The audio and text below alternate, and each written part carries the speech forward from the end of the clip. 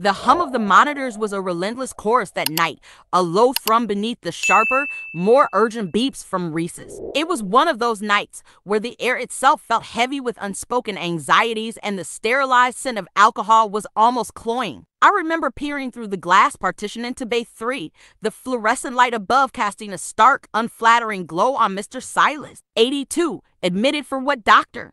Davies had swiftly categorized as failure to thrive with a dash of age-related confusion, but I saw more. I saw the shame in his eyes, a profound, gut-wrenching indignity etched onto a face that had once surely held strength. They'd left him there, tucked away, a catheter bag dangling ignominiously, his clothes removed for a full assessment that hadn't quite materialized. Davies had written him off almost immediately. Eleanor, he's just old, disorientated, probably wants attention. Let's not make a mountain out of a molehill, eh? The dismissal had stung, not just for Mr. Silas, but for me. I saw my own grandfather in his posture, the slight slump of his shoulders, the way he flinched when a junior doctor briskly drew his blood without much explanation. My own stomach twisted, a familiar knot of unease. I'd seen this before too many times. The system, in its frantic efficiency, sometimes stripped away more than just privacy. It stripped away personhood. My intuition screamed, a silent siren over the drone of the ventilation. It wasn't just age. It was something else, something deeper. Davies, busy tapping away on his digital notes, barely glanced up as I approached. Doctor, I'm concerned about Mr. Silas. His observations are stable, yes, but his agitation feels different, not typical delirium. And he's trying to tell us something, but he can't articulate it properly. Davies finally looked, a faint smirk playing on his lips. Eleanor, you're always finding the hidden mystery. Let's focus on the actual emergencies, shall we? This isn't a thriller, it's a geriatric ward in waiting. His words, meant to deflate, only sharpened my resolve. The stark contrast between his clinical detachment and my gut feeling was like oil and water. I remembered a young girl, years ago, almost discharged with anxiety when it was, in fact, a rare neurological condition. That memory burned, a constant reminder that sometimes the quietest voices hold the most critical information. I found myself hovering, watching the gentle rise and fall of Mr. Silas's chest, the slight tremor in his hands. The large, glowing red digits on the cardiac monitor showed a steady rhythm, yet my internal alarm bell kept clanging. The rhythmic thump-thump of the oxygen pump next to his bed felt like a heartbeat echoing my own growing anxiety. Later, as the shift wore on and the light outside the tall windows began to lose its battle with the encroaching dawn, I saw it. A minute detail, a subtle, almost imperceptible discoloration on his arm, hidden beneath the cuff of his gown. My mind raced, piecing together fragments, the initial fall, the sudden confusion, the pain he couldn't vocalize. It wasn't a lack of mental clarity. It was pain overwhelming his ability to communicate, exacerbated by a stroke no one had bothered to properly investigate. A silent, insidious cerebral event that was being masked by the broader, easier diagnosis of old age. This was the point of rupture, the moment I knew I had to push, no matter the professional cost. I found Davies again, now looking exhausted, slumped in the staff room. Doctor, I stated, my voice firm despite the tremor in my own hands, I need you to re-examine Mr. Silas. Now, I believe he's had a stroke and it's being missed. The look he gave me could have frozen fire. But something in my eyes, perhaps the sheer conviction, stopped him from his usual retort. I laid out my findings, the subtle neurological signs I'd observed, the discoloration, the specific way his gaze drifted. He reluctantly followed me back to Bay 3. The monitors continued their hypnotic dance, the fluorescent light still relentless. As Davies performed a more thorough neurological exam, his dismissive air slowly eroded, replaced by a growing disquiet. The scans, when they finally came back, confirmed it. A significant infarct. My breath hitched. We had caught it just in time. The next few days were a blur of treatment, but the immediate goal had been achieved. Mr. Silas was no longer just an old man, confused. He was a patient with a specific, treatable condition. And more importantly, he was seen. When I helped him, days later, to sip water, his eyes, clearer now, met mine. A tiny nod, a flicker of gratitude that spoke volumes. The humiliation began to recede, replaced by a quiet restoration. He started to communicate slowly, painfully, but he was trying. This case, Mr. Silas's quiet triumph, resonated deep within me. It wasn't just a medical save. It was a reclamation of dignity, a victory over a system that, for a moment, had forgotten the person behind the symptoms. It reinforced every fiber of my being, every reason I chose this demanding path. It's not just about patching bodies. It's about seeing souls, about ensuring that even in their most vulnerable moments, people are treated with the profound respect they deserve. And sometimes it's about fighting like hell to make sure that happens. The hum of the monitors was a relentless, low thrum against the late-night quiet of the intensive care unit. Each steady beep, each fluctuating line on the screen felt like a personal accusation, a ticking clock against what I knew to be true. Another patient dismissed, reduced to a set of vitals that didn't quite fit the narrative, shoved into a side bay, labeled complex social factors. Mr. Henderson, they called him a name, not a person. His eyes, when they met mine, held a deep, profound weariness, a quiet shame that always pricked at something raw inside me. He wasn't just ill. He was embarrassed to be ill, humiliated by the system's initial shrug. My shift had started like any other, but a chill had settled in my gut the moment I saw him. The vague symptoms, the lack of a definitive diagnosis, the way the junior doctors had just moved on, focused on the more straightforward cases. Dr.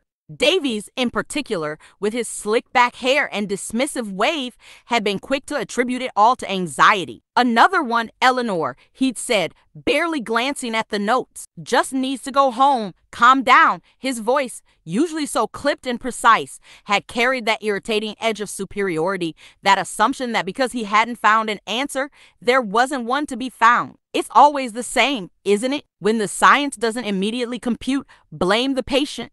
It's a cancer on our profession, that casual disregard. But Mr. Henderson's eyes, those eyes haunted me. They weren't anxious. They were pleading, desperate. And the subtle tremor in his hand wasn't psychological. I saw the faint, almost imperceptible cyanosis around his nail beds, the slight shift in his breathing pattern that the automatic SATS monitor wasn't quite picking up.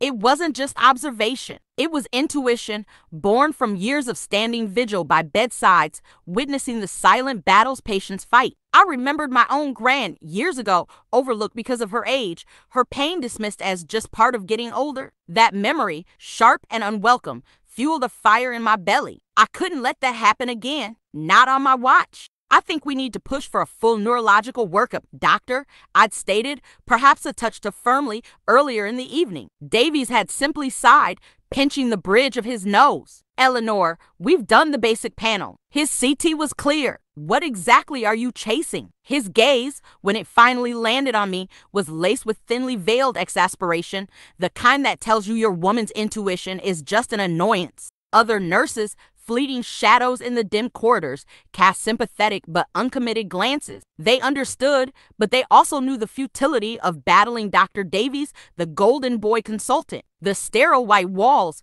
usually a source of calm, suddenly felt like they were pressing and insulating Davies from the raw reality of the man in the bed. The tension in the air was palpable, a silent battle of wills played out against the backdrop of medical machinery. I kept going back to Mr. Henderson, checking, observing. The faint tremor was worsening. His words, though still coherent, were beginning to slur ever so slightly. That was my point of rupture. Davies was on his rounds again, quickening his pace. Doctor, please, I urged, my voice low but resolute. His speech is deteriorating. He's not anxious. He's struggling. I believe this is a neurological event and we are losing time.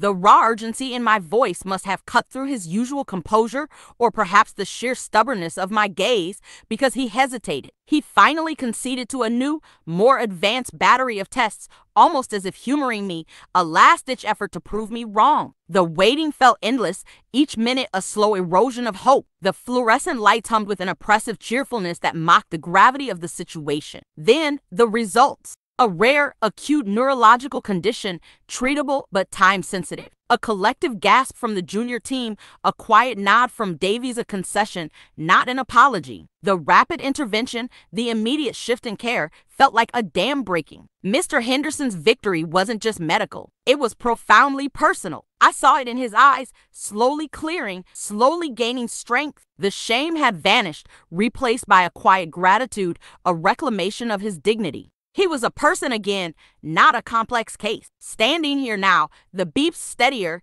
his breathing easy. I feel the exhaustion in my bones, but also a deep, abiding satisfaction. It's more than just a job. It's a commitment. This case, Mr. Henderson's quiet battle, reminds me why I put on these scrubs every single day. It's about more than the diagnoses. It's about listening, truly seeing, and fighting for those who are silenced by the system.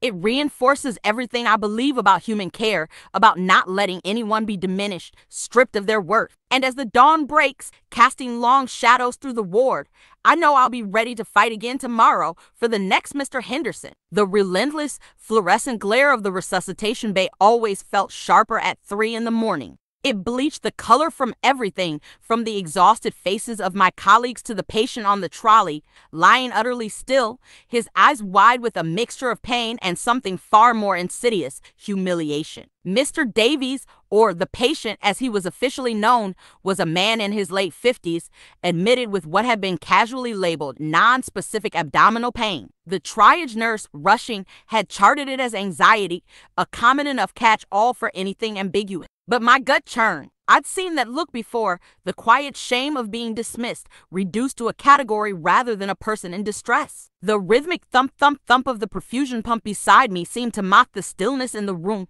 a stark reminder of life persisting even as dignity drained away. Dr. Davies, bless his soul, or lack thereof, swept in, his lab coat pristine, untouched by the grimy reality of a truly critical night. His gaze, usually so sharp when diagnosing a textbook case, swept over the patient, dismissive. Still here, Eleanor? I thought we discharged him hours ago. Another hypochondriac, taking up a bed. He delivered this with a clipped certainty that brooked no argument, scribbling something on the chart without truly looking at the pale, clammy man before us. His words, cool and detached, were a familiar refrain in the weary hum of the ward, a stark contrast to the burning ache in my own chest. I could feel the patient's eyes on me, a desperate, silent plea for someone to believe him, to see beyond the superficial assessment. It stirred a memory, a woman years ago, misdiagnosed, sent home, only to return hours later in crisis. A mistake I'd sworn never to let happen again. He's still tachycardic, doctor, I stated, my voice firmer than I felt, my fingers instinctively checking the monitor again. The numbers flickered, unwavering in their quiet alarm, and his lactates trending up slowly, but it's there. Something's not right.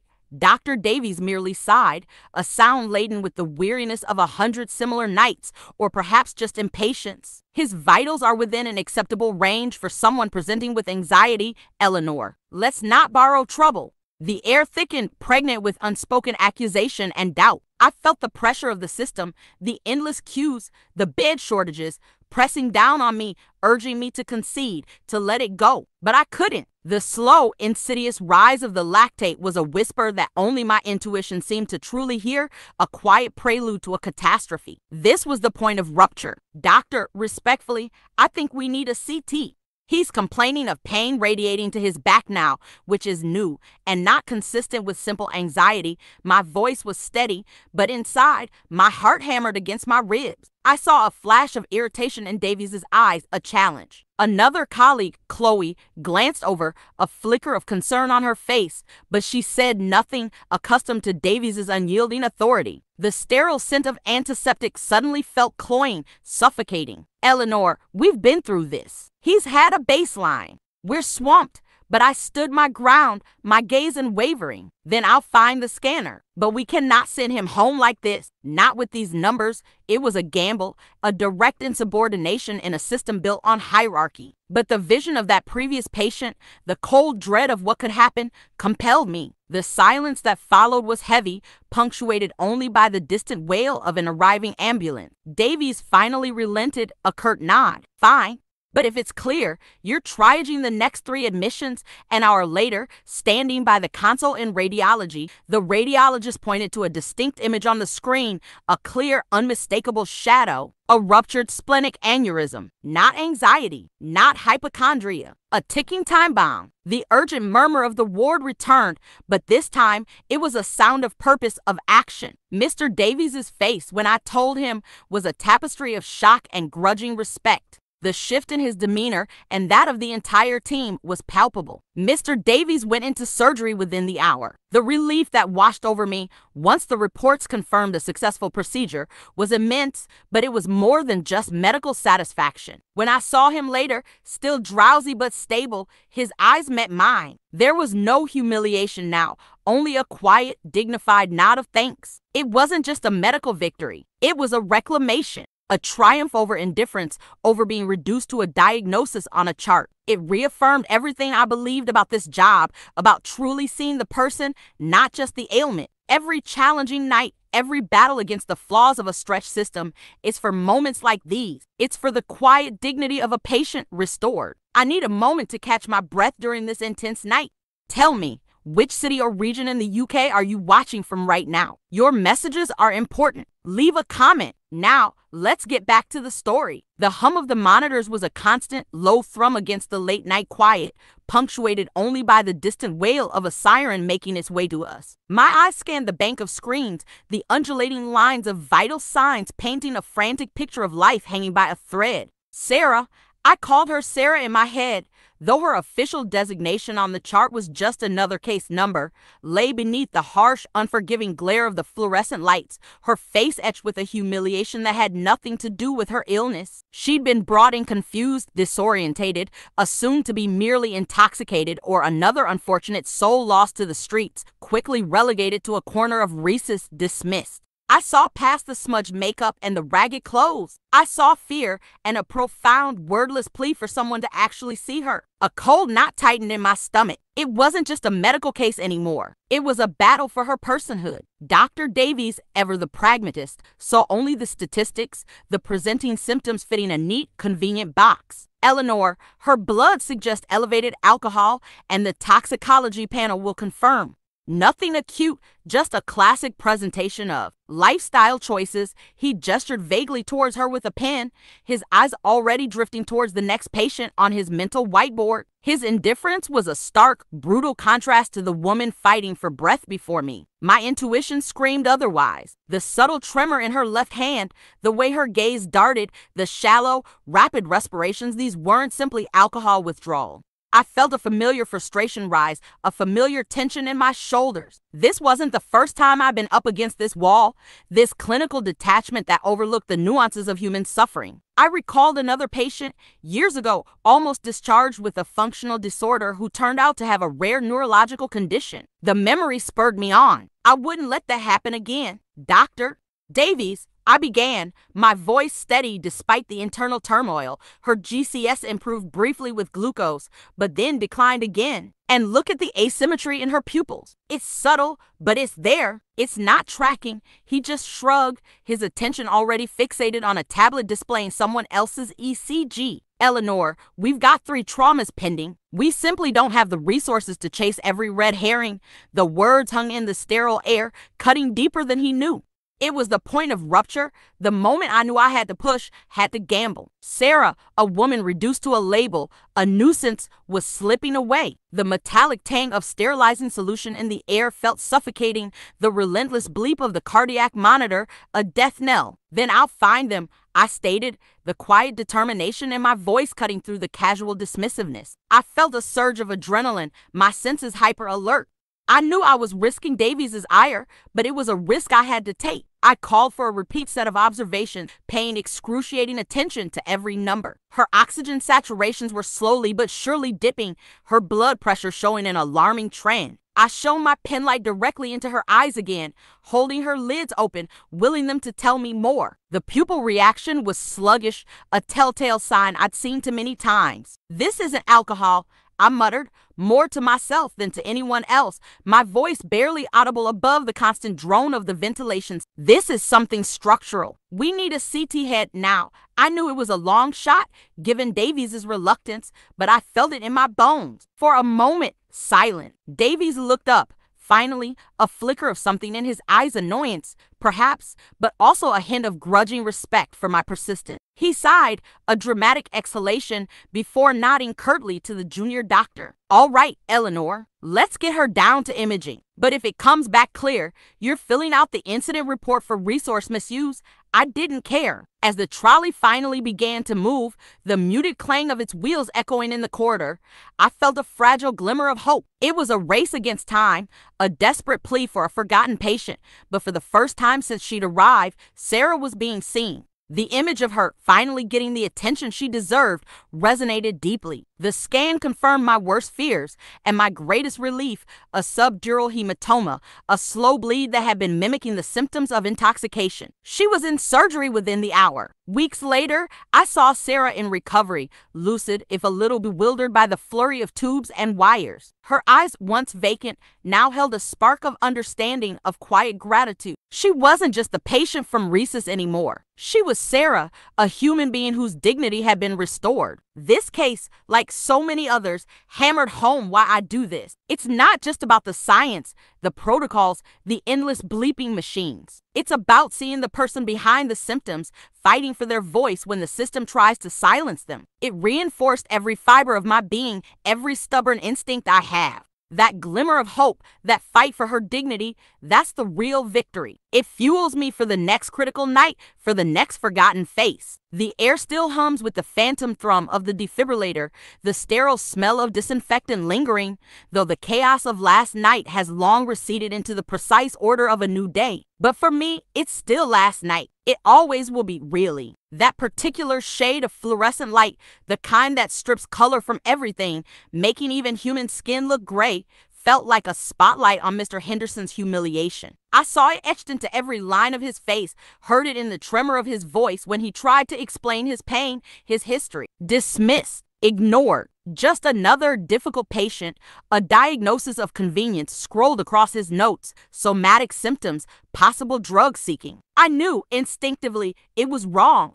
My gut, that nagging, insistent part of me that sometimes knows more than any textbook, screamed. It always does when I see a vulnerability so profound, a human being stripped not just of their clothes but of their worth. I remembered my own grand, years ago, frail and confused, dismissed by a rushed registrar. That memory, sharp and unwelcome, fuels something in me. It's a fear, I suppose, of failing them, of allowing that same indignity to happen again on my watch. I walked past Dr. Davies then, saw him hunched over the computer, charting, head tilted, barely glancing up as I explained my concerns. "Eleanor, we've covered this," he'd said, his voice flat, devoid of any genuine curiosity, just the practiced weariness of someone who's seen it all before. "His bloods are clear. Observations stable. Let's not invent a crisis where there isn't one." His words, delivered with a detached shrug, felt like a slap, a physical manifestation of the system's inertia.